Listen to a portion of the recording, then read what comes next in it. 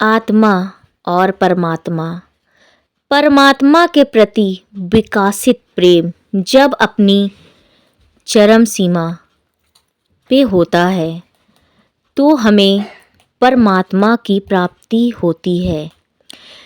तब वह केवल परमात्मा तक ही सीमित नहीं रहता, वह विश्वास रूप परमात्मा तक फैल जाता है।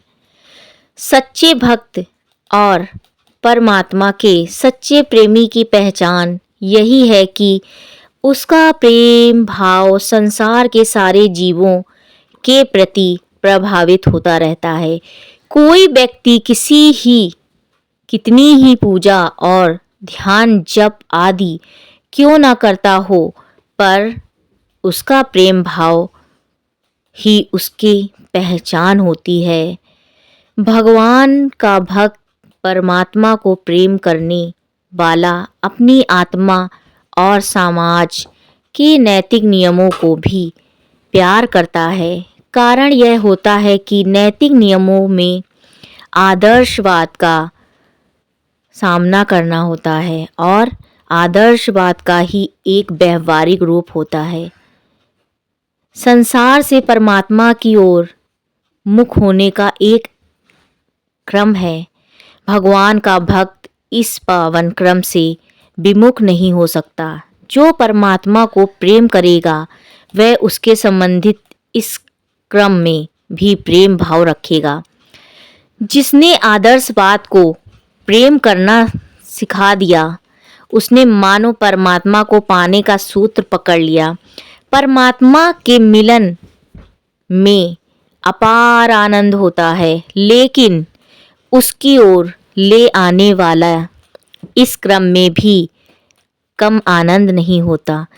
जो आत्मा द्वारा स्वीकार समाज के नैतिक नियमों का पालन करता रहता है, आदर्शवाद का व्यवहार करता है, वह समाज की दृष्टि में ऊंचा उठ जाता है। समाज उससे प्रेम करने लगता है। ऐसे भाग्यवान व्यक्ति जहाँ रहते हैं उसके आसपास का वातावरण स्वर्ग के समान हो जाता है। स्वर्ग की उपस्थिति किसी लोक विशेष की उपलब्धि नहीं है, वह अनुकूल और पावन परिस्थितियों का एक धार्मिक नाम है। जहाँ सुंदर, सुखदायी और कर्तव्यपूर्ण परिस्थितियाँ होंगी, वह स्वर्ग की माना जाएगा। ईश्वर के सच्चे भक्त में प्रेम की जो पावन धारा बहती रहती है, उसके आधार पर उसके चारों ओर परिस्थितियों की भी प्रेम ईश्वर प्रेम प्राप्त करना ही माना गया है। यदि साधना सच्ची है तो उसका परिणाम प्रेम के रूप में ही मिलना चाहिए। सच्चे साधक का हृदय प्रेम की धारा से परिपूर्ण होता है। वह प्राणी मात्र में अपनी आत्मा के दर्शन करने लगता है। आत्मविश्वास, उदारता प्रेम का ही तो रूप होता है। अत्यंत भाव मिलते ही संसार का दुख सुख साधक को अपना दुख सुख मालूम होने लगता है। अगर आपको दुख सुख में परिवर्तन नजर आए तो आप समझ लेना आपका मिलन परमात्मा से हो चुका है। जिस प्रकार मुख डालकर आवाज करने से उसी प्रकार की आवाज से निकलकर कानों में गूंजने लगे, उसी प्रकार साधक के हृदय का प्रेम परमात्मा अथवा उसके व्यक्त रूप प्राणियों को प्राप्त होकर पुनः प्रेमी के पास ही वापस आकर उसे आत्मा विभोर कर देता है। इसका यह अर्थ है कि परमात्मा अथवा प्राणी उसके प्रेम को स्वाभाविक नहीं करते और वह वैसे ही वापस करना चाहते हैं, बल्कि इसका सत्य, उदार और त्याग सच्चे प्रेम की अनिवार्य विशेषताएं हैं। जिसके प्रति प्रेम का भाव रखना जाता है उसके प्रति कुछ त्याग करने की इच्छा होती है। प्रेम का स्तर जितना ऊंचा होता है, त्याग का भाव भी उसी अनुपात से बढ़ जाता है। भक्त भगवान के लिए प्रेमी अपने प्रेम के लिए सब कुछ त्याग कर देने के लिए तात्पर्य होता है। प्राणी मात्र से प्रेम होने के कारण साधक सदा ही सबके प्रति त्याग करने और कष्ट उठाने के लिए तैयार रहता है। परमात्मा से मिलन का एक अनोखा तात्पर्य ये भी है कि आपने कितना त्याग किया है परमात्मा के लिए। आप क्यों परमात्मा से मिलना चाहते हैं? आपको क्या प्राप्ति चाहिए, क्या मूल रूप से आपको चाहिए?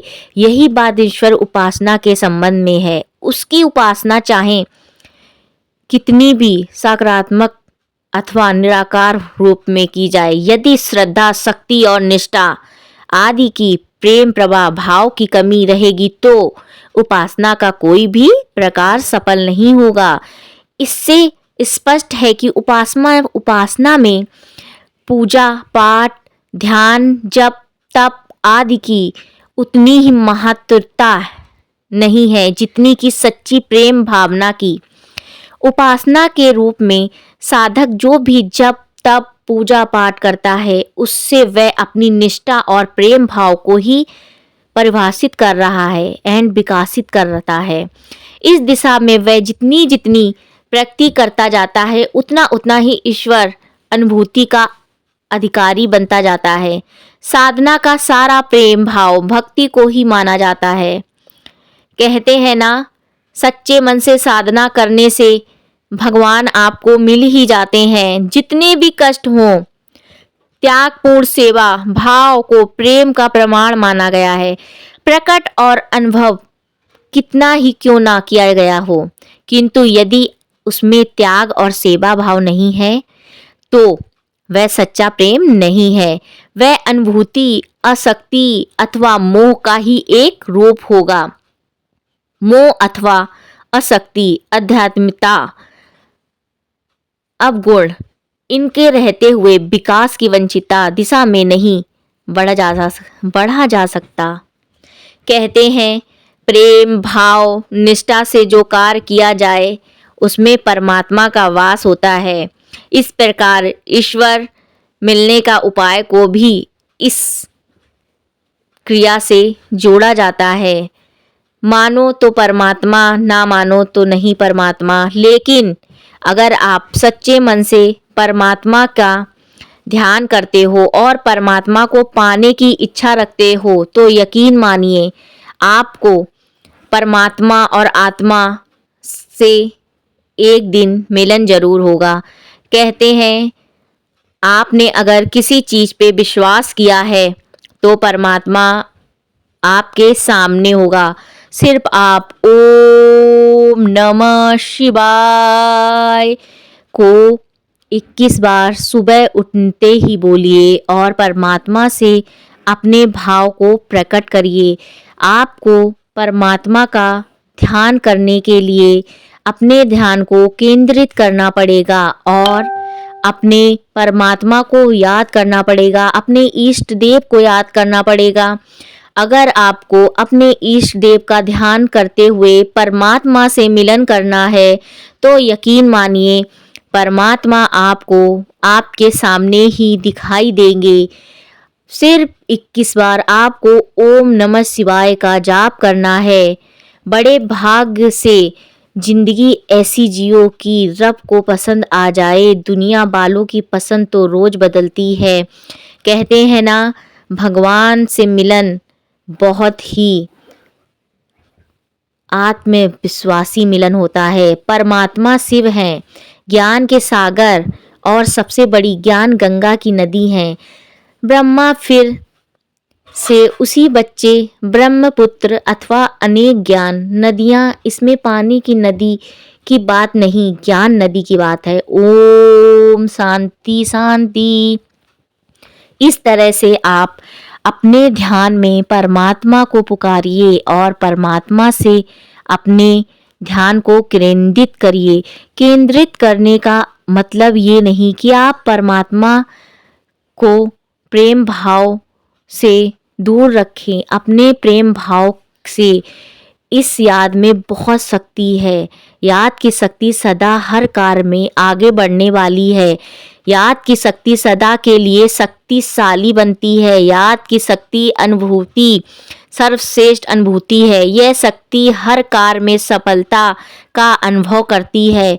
ध्यान केंद्रित करिए। अगर आपने एक बार परमात्मा से अपनी आत्मा का ध्यान केंद्रित कर दिया तो यकीन मानिए परमात्मा का मिलन आपसे जरूर होगा। मेरा आपकी कृपा से सब काम हो रहा है। करते हो तुम मेरे मालिक, मेरा नाम हो रहा है। इस तरह से अपनी परमात्मा को अपनी दुख दर्द सुनाइए और बताइए कि आपको क्या कष्ट है। परमात्मा सब